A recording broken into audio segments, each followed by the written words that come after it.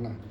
तो सिंधु घाटी सभ्यता का पिछला वीडियो में क्या था कि उसका भूमि क्या था, जैसे कि उसका स्थल कितना था, कितना कितना स्थल जगह में उसका फैला था, उसका लंबाई चौड़ी कितनी थी, है ना। और अभी फ़िलहाल में उसका एरिया कितना, पहले कितना था, और किस किस स्थल तक वो सिंधु घाटी सभ्यता का फैलाव था। अभी हम जो बना रहे हैं सिंधु घाटी सभ्यता की खोज के बारे में, सिर्फ खोज। सिंधु घाटी सभ्यता वैसे बहुत बड़ा है, हम सिर्फ खोज को ढूंढेंगे, खोज के बारे में चर्चा करेंगे। जैसे कि खोज के बारे में जैसे चर्चा होता है तो लोग क्या बोलते हैं कि सिंधु घाटी सभ्यता की खोज दयाराम साहनी ने किया या राखाल दास ने किया, दो लोगों ने किया। लेकिन हम सिंधु घाटी सभ्यता का पूरा डिटेल में जाएंगे। तो एक स्टोरी के टाइप पे हम समझाएंगे, कोशिश करना स्टोरी में थोड़ा कुछ रिमिक्स होता है, जैसे कि हम अपने से कुछ डालते हैं, है ना। स्टोरी समझाने के लिए कुछ तो बनाना पड़ेगा, तो हम कुछ कुछ खास ऐसे चीज़ है जो किताबी है वो एकदम परफेक्ट रहेगा, बाकी ऐसे नॉर्मल जैसे कि हम उसको बनाएंगे तो कहानी के तौर पे, ताकि आप अगला को समझ में आए। तो हम सिंधु घाटी सभ्यता जैसे लेते हैं, तो हम सिंधु घाटी सभ्यता को 1826 से लेते हैं, जबकि सिंधु घाटी सभ्यता की खोज किसने किया, 1921 में और 22 में राखाल दास और दयाराम साहनी ने, है ना। ये हम लास्ट में बताएंगे। उससे भी आगे 100 साल हम पीछे जा रहे हैं, तो 100 साल पीछे कौन है, 100 साल पीछे हम जाएंगे तो 1826 में जाएंगे। तो 1826 में एक आदमी था, वो एक ब्रिटिश था। ब्रिटिश उस समय भारत तो ऐसे गुलाम था, है ना। 1947 में हमारा देश आज़ाद हुआ, तो 1826 में तो तकरीबन गुलाम ही था ना। तो 1826 में गुलाम था, उस समय ब्रिटिश सेना हमारे भारत में थी, पूरा ब्रिटिश हुकूमत चल रहा था। तो उसी ब्रिटिश में एक आदमी था, उसका नाम था चार्ल्स मेसन। तो जो चार्ल्स मेसन जो था, चार्ल्स मेसन सेना में था, वो एक सिपाही था, ठीक है। बंगाल ऑर्डिनरी में कोई जैसे यूनिट होता है, अलग अलग यूनिटों का आर्मर्ड जैसे, है ना, इन्फेंट्री, अलग अलग यूनिटों का नाम होता है, उस तरह से उनका एक बंगाल ऑर्डिनरी था, उसका एक सिपाही था, साथ ही साथ वो एक खोजकर्ता भी था। और किस चीज़ का खोजकर्ता, जैसे कि खंडर उंडर खोजा, पुरातत्व खोज करता। पुरातत्व खोज करता का मतलब क्या जानता है, कि जैसे कि कोई पुराना चीज़ मिला, कोई पुराना पत्थर मिला बहुत पुराना, उसके बारे में सर्च करनी, पत्थर कब का है, कहाँ से लाया, किस जगह से लाया, या पुराना मकान मिला, या पुराना पेड़ का, लकड़ी का टहनी, या कोई धातु मिला, उसके बारे में सर्च करना, उसको हम लोग क्या बोलते हैं, पुरातत्व कहते हैं। और इसका ज्ञानी था ये, यही जो हम बताते चार्ल्स मेसन। इस व्यक्ति का नाम था चार्ल्स मेसन, यह एक अंग्रेजी था। तो और ये 1826 की कहानी, ठीक है। तो ये जो है इसके बारे में हम बता रहा हूँ, जो चार्ल्स मेसन, ये क्या था, सिपाही में था। तो कहीं कहीं किताब में आपको मिलेगा, कोई बोलता है कि नहीं ये सेना से भाग गया था, ये भगोड़ा हो गया था। भगोड़ा किसको बोलते, जो सेना आधा छोड़ के भाग जाता है, काम छोड़ दिया जब भाग गया, उसको बोलते भगोड़ा। तो कोई कोई किताब में कहीं कोई टीचर बोलते कि वो भगोड़ा था। अरे भाई चलो, भगोड़ा रहे कुछ भी रहे, लेकिन सेना में था। सेना से जब बाहर गया तो हर इंसान के अंदर होता है, जैसे कि मैं कहीं बैंक में जॉब कर रहा हूँ, तो बैंक में जॉब करने के बाद क्या होता है कि मेरे को कंप्यूटर चलाना अच्छा आता है, तो मैं बैंक छोड़ के जब सिविल में गया और कोई दूसरा जॉब में खोजूंगा, तो मैं फर्स्ट पीरियड किसको दूंगा कि भाई कंप्यूटर वाला जॉब कहीं मिल जाए तो ठीक रहे, है ना। हर इंसान यही चाहता है।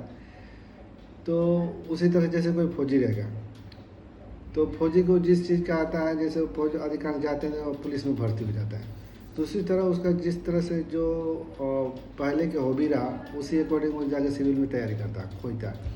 तो ये भी एक सेना था, और ये सेना के साथ साथ क्या था, इसका पुरातत्व खोजकर्ता भी था, पुरातत्ववेत्ता भी था, पुरानी चीज़ों को खोजना निकालना।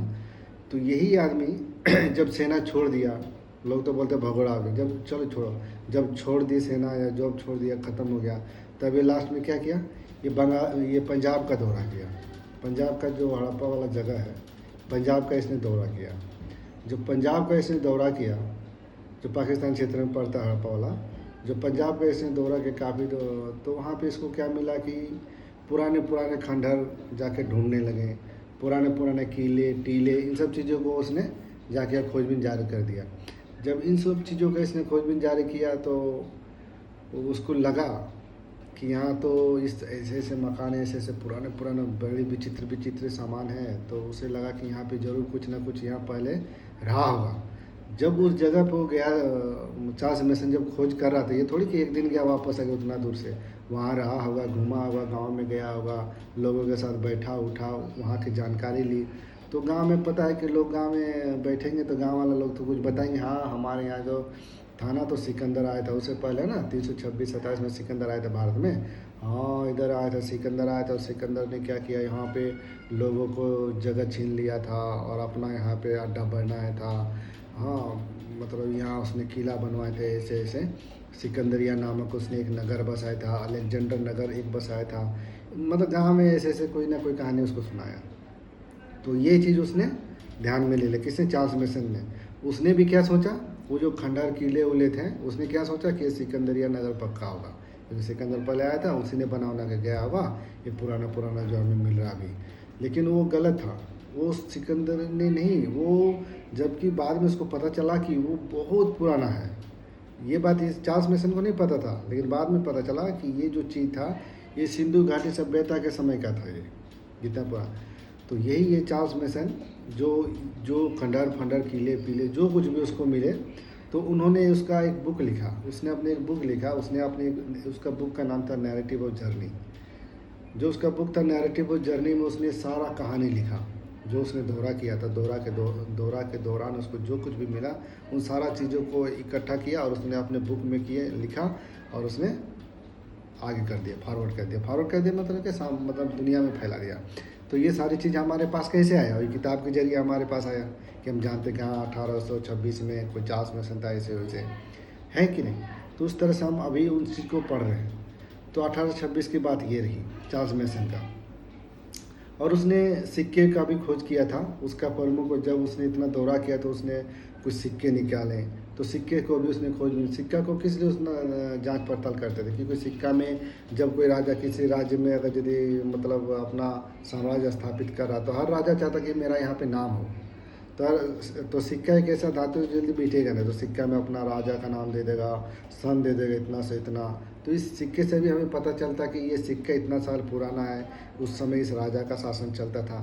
तो लोग सिक्के का भी खोज करते थे। तो सिक्का का खोज किया था उसने, इसने चार्ल्स मेसन ने कई सिक्कों का खोज किया था, किले उले का सब कुछ खोज किया था।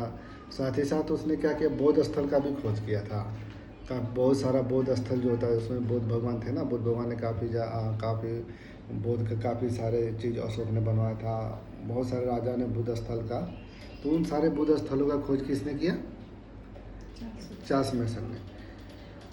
अभी चार्ल्स मेसन का चलो 1826 तक हम समाप्त करें, लेकिन इसने क्या कोशिश तो किया है, लेकिन इसने सिंधु घाटी सभ्यता का पूरी तरह से हमें लाकर नहीं दिया, ये डाउट में ही रहा। अब जब दूसरे नंबर पे जाते हैं, साल बीतता गया, उधर कोई बस उसका समय ख़त्म हुआ, बस उस पर कोई ध्यान देने नहीं लगा। उसके बाद आया आपका 1853 और 56 के बीच की बात बता रहा हूँ। 1826 की बात बताया मैंने, अब 1853 में आते हैं। 1856, 53 और 56 के बीच में दो सिविल इंजीनियर था, उन दोनों का नाम क्या था, बटन एंड बंधु। पहला क्या नाम है, विलियम बटन, और विलियम बटन में जेम्स बटन ऐसे कुछ है। तो दोनों का नाम था, ऐसे शॉर्ट में बोलते हैं बटन बंधु। तो यही दोनों बटन बंधु ने क्या किया कि कराची से लाहौर तक, उस समय तो भारत पाकिस्तान एक ही था ना, तो कराची से लेके लाहौर तक एक उसने रेलवे का पटरी बिछा रहा था। वो लोग इंजीनियर उसको ठिका मिला कि भाई इधर का रेलवे लाइन, तो इंजीनियर ही ना बनाएगा कि हाँ ये रास्ता सही जा रहा है वहाँ तक, तो इंजीनियर को ही बोलेगा कि भाई ये पटरी बिछाना। तो वही उस समय का इंजीनियर था, बटन एंड बंधु था, जेम्स बटन और विलियम बटन दोनों। कोई बोलता है कि दोनों भाई था, कोई बोलता है दोनों इंजीनियर था, चलो कोई भी रहे, लेकिन इंजीनियर थे वो दोनों भाई ही मान के चलो। किताबों में तो है भाई है, कहीं इंजीनियर है। तो चलो वो क्या है, एक दो सिविल इंजीनियर थे, उन्होंने भी एक वहाँ से कराची से लेकर लाहौर तक जो रेलवे लाइन बिछाई। ये कोई ज़रूरी थोड़ी है कि रेलवे लाइन बिछा रहे तो उसको भारत में या पंजाब में कहीं पूरा समतल ही ज़मीन मिलेगा, नहीं ना मिलेगा। तो कहीं कहीं गाढ़ा ढोड़ा मिलेगा, जैसे टेढ़ा मेढ़ा ज़मीन है, समतल नहीं है। तो हम लोग को जैसे कहीं भी दीवार देते घर में, तो हम लोग का दीवार दे रहे तो कहीं घट गया, ईटा घट जाता, तो कहीं बगल उगल में ढूंढते रहे किसी के घर में ईटा है, कुछ है नहीं है। तो झाड़ झूड़ में देखते हैं, खुदाई उदाई करते हैं, तो पूरा ना कहीं ईटा मिल ही जाता हम लोग को, पत्थर ईटा। फिर उस ईटा को लाते हैं और दीवार का अपना काम पूरा करते हैं। उसी तरह उन लोगों ने भी वही किया, जो खाली सुनसान जगह में गया, जब पटरी बिछा रहा तो उसको कुछ मिल नहीं रहा, और ज़मीन इतना धंसा हुआ है, तो अभी उस बराबर करेंगे तभी तो रेलवे लाइन सीधा जाएगा। तो उन्होंने भी फिर पूरा टीले उले की तरफ ध्यान गया, इधर उधर देखा झाड़ झूड़ में पहाड़ जैसा, फिर उसको खुदाई उदाई किया तो देखा उन लोगों ने भाई निकला माल पानी, जैसे ईंटा उटा निकलने लगा, पत्थर वत्थर निकला। फिर अरे ये तो अच्छा अच्छा जो ईंटा था वहाँ का बेस्ट क्वालिटी का था, मतलब लोड लेने लायक था, मजबूत था। फिर उन लोगों ने उस ईंटा का इस्तेमाल किया, पूरा लेबर को पहुँचा भाई जल्दी जल्दी ला, यहाँ से ईंटा खोद खाद के लाने लगा और वहाँ पे उस पटरी के नीचे दे के पटरी को सीधा अपना काम जाए। उन लोग कहते हैं इंजीनियर था, उसको ठेका मिला अपना काम करना, उसने उतना इंटरेस्ट नहीं दिया कि ये ईंटा है कहाँ से, आखिर आया कहाँ से, है ना। अगर उसने भी पहले जो अच्छी तरीके से उसका खुदाई करता तो उसको पता चल जाता कि सिंधु घाटी सभ्यता भाई मैंने खोजा पटर बंधु ने, लेकिन उसने नॉर्मली तरीक़े से लिया, अपना ड्यूटी के तौर पर किया। लेकिन वो जो उसको मिलता था बटन बंधु को, तो वो क्या करता, ईंटा जो मिलता था वो जाके एक अलेक्जेंडर कलिंगम था, वो भी बहुत बड़ा खोज करता था, उसने ASI का खोज किया था, ठीक है, आर्कोलॉजिकल सर्वे ऑफ इंडिया। किसने खोज किया था? अलेक्जेंडर ने। तो अलेक्जेंडर भी बहुत बड़ा पुरातत्व खोज करता था। जैसे पहले कौन था? चार्ल्स मेसन था, अभी अलेक्जेंडर भी है। तो उसने उसके समय पे 1853-56 में अलेक्जेंडर भी था। तो अलेक्जेंडर ने भी काफ़ी मतलब पाकिस्तान का दौरा किया, तो उसने भी, क्योंकि वो भी खोज करता था, इसलिए उसने कहा भी है। तो अलेक्जेंडर भी जो था ना, वो भी देखो, जो उनको जो सामान मिलता था बटन बंधु को, वो सामान क्या कहता था, चलो भाई उस समय जो था ASI का हेड था, खोज करता, तो उससे भी कुछ पुराना वराना चीज़ मिला, चलो उसको दे देते हैं। तो ऐसे नॉर्मली चीज़ जो उसको मिलता था विचित्र सामान, तो उनको पास कर देता था किसको? अलेक्जेंडर कलिंगम को। और वो उस चीज़ का खोजबीन करता था, तो उसको कुछ इंटरेस्ट जगा तो बोला भाई और ले आओ, और कुछ ऐसा चीज़ मिला तो और लाया, उन लोगों ने दिया इसको। क्यों? क्योंकि सर्वेक्षण विभाग का हेड था। सर्वेक्षण विभाग का हेड क्या मतलब? पुरातत्व सर्वेक्षण विभाग, इसका हिंदी क्या है? ASI। ASI का मतलब क्या है? Archaeological survey of India. Archaeological survey of India, इसका हिंदी क्या है? पुरातत्व सर्वेक्षण, है ना, पुरातत्व सर्वेक्षण खोज करता। तो इसका उस समय हेड था, कौन था? अलेक्जेंडर कलिंगम। और जबकि इनका मतलब हेड था, नहीं सॉरी इनका हेड नहीं था, मतलब इसके बारे में वो नॉलेज जानकारी था इसको, अलेक्जेंडर कलिंगम को भी पुरातत्व खोज करता था। उस समय उसने इसका काफ़ी सबसे ज़्यादा नॉलेज था, सबसे ज़्यादा खोजबीन थी, चूँकि वो भी अपनी सेना में था, वो भी एक अधिकारी था, है ना। वो जो अलेक्जेंडर कलिंगम था वो भी एक अधिकारी था, वो भी ब्रिटिश का ही रहने वाला था, ब्रिटिश सेना में वो भी था। लेकिन साथ ही साथ क्या था, वो एक इंग्लैंड का लंदन में उसका जन्म हुआ था, ये अलेक्जेंडर कलिंगम का। और वो एक अधिकारी था सेना में अपना, और सैन्य में अधिकारी था और बड़ा पद में था। तो भाई उसको छोटा मोटा जो भी सामान मिला किसी को भी, और उस चीज़ का डिपार्टमेंट का वो है, मतलब ज़्यादा जानकार था सर्वेक्षण विभाग का, तो सर्वेक्षण विभाग में वो देता था, और वो उन सब चीज़ों के बारे में वो नॉलेज हासिल करता था, वही अलेक्जेंडर कलिंगम। तो अलेक्जेंडर कलिंगम ने ही क्या किया था, जब इतना उसको जानकार था, तो उसने लास्ट में क्या किया, 1861 ईस्वी में 1861, है ना, 1861 ईस्वी में ASI का ही स्थापना कर दिया।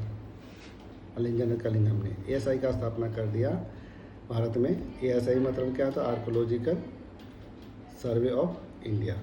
इसका अगर यदि देखा जाए हिंदी मीनिंग, भारतीय सर्वेक्षण विभाग जो होता है, पुरातत्व सर्वेक्षण विभाग, तो इसका एक स्थापना ही कर दिया इसने, अलेक्जेंडर कलिंगम ने, आगे जाके 1861 ईस्वी में। ये भी पूरा इंटरेस्ट है।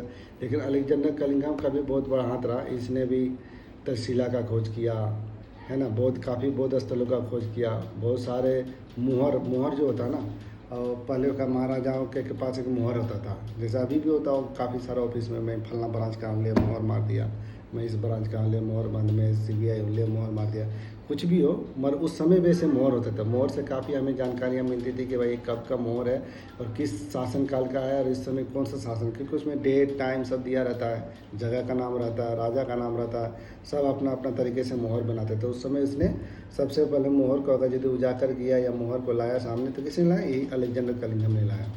और तक्षशिला का खोज किया, बहुत सारा बौद्ध स्थलों का खोज किया, सिकंदरिया इन सब चीज़ों का तो उसने खोज के चला गया है। तो ये है मतलब अलेक्जेंडर का। देखो हम कहाँ से बता रहे हैं, सबसे पहले हम क्या गए, चार्ल्स मेसन के बारे में बताएं 1826। उसके बाद आ गए दोनों कौन, बटन बंधु जो रेलवे लाइन बनाने लगे। फिर इसके बाद और कुछ समय बाद आया तो 1861 में फिर उन्हीं के साथ में था, उसी के समय में तो अलेक्जेंडर कलिंगम। फिर इसमें देखो काफ़ी इसको जानकार नॉलेज बड़ा अधिकारी था, तो इसने एएसआई का स्थापना भी कर दिया। और उसके बाद अभी 1861 तक हो गया। अभी और धीरे धीरे बस इन लोग ने भी मतलब खोजा, जानकारियाँ की, मतलब देना चाहा, लेकिन क्या हुआ कि इनको पूरी तरह से इस सिंधु घाटी सभ्यता का खोज पूरी तरह से बाहर नहीं ला पाया। तो अलेक्जेंडर कलिंगम ने हम बताएं कि 1861 ईस्वी में उसने अपना एक 1861 में एएसआई का गठन करके संगठन करके चला गया, और उसका देखभाल भी उसने किया है। तो जब 1861 खत्म हो गया तो 1861 के बाद क्या आ जाता है हमारा 1921 एंड 1922। ठीक है, जब 1921 एंड 1922 आता है तो 1921 और 1922 में सर जॉन मार्शल जो था एक, वो भी इंग्लैंड के थे, वो भी विदेशी थे, अंग्रेजी थे। तो जब सर जॉन मार्शल 1921 और 22 में रहा, तो उस समय जो था सर जॉन मार्शल एएसआई का हेड था, पुरातत्व सर्वेक्षण विभाग का क्या था, वो हेड था, आर्कोलॉजिकल सर्वे ऑफ इंडिया का एक हेड था। कौन था? Sir John Marshall.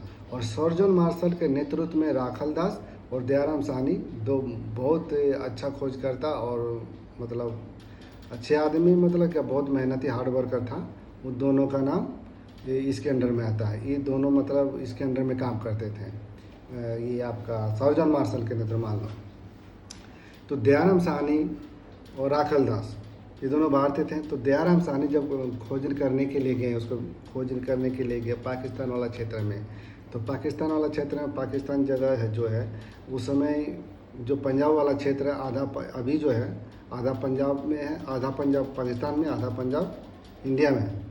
तो वही जो पंजाब वाला जो क्षेत्र है पाकिस्तान में, तो उसी वाला क्षेत्र, जो वो क्षेत्र पड़ता है रावी नदी के किनारे पड़ता है, तो उसी रावी नदी के तट पे दयाराम साहनी ने खोज करना शुरू किया हड़प्पा वाला स्थल में। जब उसने खोज करना शुरू किया दयाराम साहनी ने, तो उसको ईंटा मिलने लगा, खुदाई पूरी बुरी तरीके से करना। उन लोगों ने ज़्यादा खुदाई नहीं की इंटरेस्ट नहीं, इसने पूरा इंटरेस्ट दिया। दयाराम साहनी ने पूरा खुदाई करने लगा, तो खुदाई करते करते उसको लंबा चौड़ा दीवार मिलने लगा।